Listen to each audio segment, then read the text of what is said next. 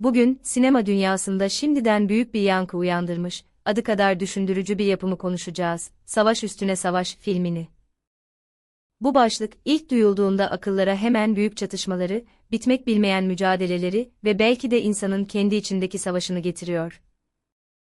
Peki, Paul Thomas Anderson gibi bir sinema dehasının elinden çıkan bu yapım, bize neler anlatıyor? Gelin, hep birlikte keşfedelim. Savaş Üstüne Savaş filmi, orijinal adıyla One Battle After Another, 2025 yılında dünya premierini yapmış ve kısa sürede eleştirmenlerden büyük beğeni toplamış bir kara komedi, aksiyon, gerilim filmi olarak karşımıza çıkıyor.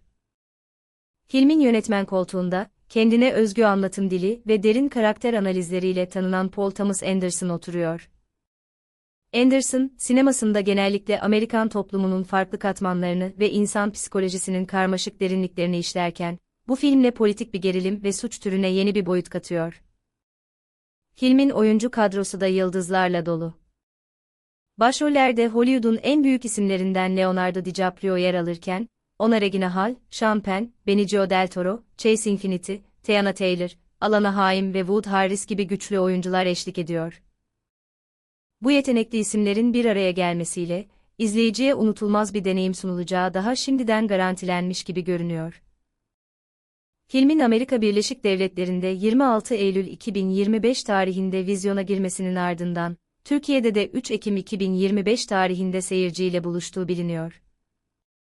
Savaş Üstüne Savaş, usta yazar Thomas Pynchon'un 1990 yılında yayımlanan Vineland adlı romanından oldukça serbest bir uyarlama olarak dikkat çekiyor. Pynchon'un romanı, 1980'lerin Ronald Reagan dönemi Amerika'sında, 1960'ların karşı kültür hareketlerinin bıraktığı izleri ve devrimci ruhun akıbetini merkeze alıyordu. Roman, dönemin politik atmosferini, komplo teorilerini ve Amerikan toplumunun yaşadığı değişimleri kendine has, karmaşık ve hicivli bir dille ele almasıyla biliniyor. Anderson, bu zengin edebi mirası kendi sinematik vizyonuyla harmanlayarak, orijinal kaynağının ruhunu yakalarken, aynı zamanda çağdaş bir yorum sunmayı başarıyor. Filmin temel konusu, eski bir devrimci olan Bob Ferguson'un hikayesine odaklanıyor. Yozlaşmış bir devlet görevlisi tarafından takip edilmeye başlayınca, Bob yıllar önceki mücadeleci yaşam tarzına geri dönmek zorunda kalıyor. Eski düşmanları 16 yıl sonra tekrar ortaya çıktığında, bir zamanların devrimcileri, yoldaşlarının kızını kurtarmak için yeniden bir araya geliyor. Bu olay örgüsü, izleyiciyi sadece fiziksel bir çatışmaya değil, aynı zamanda ideolojilerin, bağlılıkların ve geçmişle hesaplaşmaların derinliklerine çeken karmaşık bir yolculuğa çıkarıyor. Peki Savaş Üstüne Savaş başlığı altında yatan felsefi akımlar ve toplumsal mesajlar nelerdir?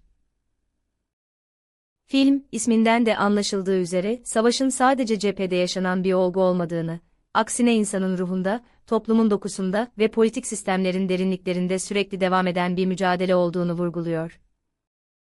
Paul Thomas Anderson, bu yapımda Amerika'nın kendi kendisiyle bitmek bilmeyen savaşına odaklanıyor.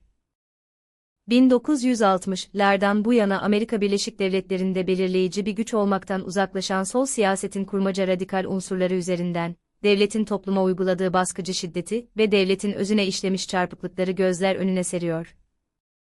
Film, devrim ve karşı devrim arasındaki bitmeyen döngüyü, idealizmin zamanla nasıl yozlaşabileceğini ve kişisel özgürlüklerin devlet otoritesi karşısındaki kırılganlığını sorguluyor. Paul Thomas Anderson, bu politik gerilimde, bireyin sisteme karşı duruşunu, direnişin farklı biçimlerini ve her savaşın yeni bir savaşı nasıl doğurduğunu dramatik bir dille inceliyor. Thomas Pynchon'un Vineland romanından alınan ilhamla, film modern Amerika'daki uyumsuzluk ve kaosun nefes kesici bir tasvirini sunuyor. Bu sadece bir ülkenin değil, aynı zamanda insan doğasının içsel çelişkilerinin ve bitmeyen iktidar mücadelesinin de bir yansıması. Savaş Üstüne Savaş filmi, aksiyon ve gerilim unsurlarını kara mizahla birleştirerek, ağır konuları bile farklı bir perspektiften ele almayı başarıyor. Bu, Anderson'un önceki filmlerinde de sıkça rastladığımız bir özellik. Yönetmen, karakterlerinin karmaşık motivasyonlarını, ahlaki gri alanlarını ve çaresizliklerini ustalıkla işlerken, izleyiciyi de sürekli bir sorgulama içine sokuyor. Filmin ele aldığı savaş üzerine savaş kavramı, sadece fiziksel çatışmaları değil, aynı zamanda propagandaya, ideolojik körlüğe, sosyal adaletsizliklere ve bireyin kendi içindeki çatışmalara karşı verilen mücadeleyi de kapsıyor. Filmin eleştirel başarıları da dikkat çekici. Savaş Üstüne Savaş, Hollywood'daki 98 Akademi Ödülleri töreninde büyük bir başarı elde ederek geceden tam 6 Oscar ödülüyle ayrıldı. En iyi film, en iyi yönetmen, en iyi uyarlama senaryo, en iyi yardımcı erkek oyuncu, en iyi kurgu ve en iyi casting gibi önemli kategorilerde ödüller kazanması, hem eleştirmenlerin hem de akademinin filmi ne denli takdir ettiğini gösteriyor. Ayrıca 79 BAFTA film ödüllerine de damgasını vurmuş, Altın Küre ödüllerinde de önemli başarılar elde etmiştir. Bu ödüller, filmin hem hikaye anlatımı hem de oyunculuk performansları açısından oldukça güçlü bir yapım olduğunu kanıtlıyor. Sonuç olarak, Savaş Üstüne Savaş, Paul Thomas Anderson'un sinematik dehasını bir kez daha gözler önüne seren, sadece bir film değil, aynı zamanda üzerinde uzun uzun düşünülmesi gereken derin bir felsefi ve toplumsal yorumdur.